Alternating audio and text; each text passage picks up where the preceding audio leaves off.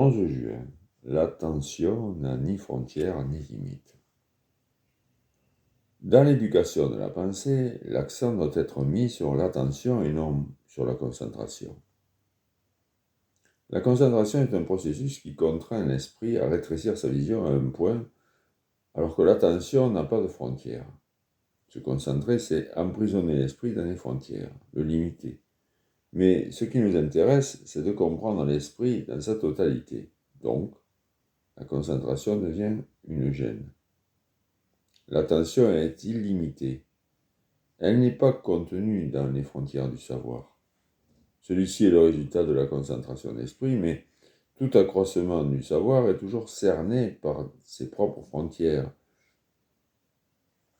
Dans l'état d'attention, notre esprit peut se servir et se sert effectivement des connaissances qui sont le résultat obligé de la concentration. Mais la partie n'est pas le tout. Et ce n'est pas en additionnant les parties qu'on parvient à la compréhension du tout. Le savoir, qui est le processus additif de la concentration, ne mène pas à la compréhension de l'immensurable. Un esprit qui se concentre ne peut jamais embrasser la totalité. L'attention a donc une extrême importance, mais elle ne se produit pas par un effort de concentration.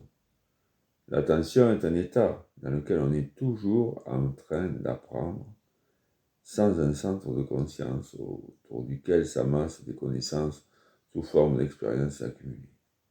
Un esprit concentré sur lui-même se sert des connaissances comme moyen d'expression personnelle.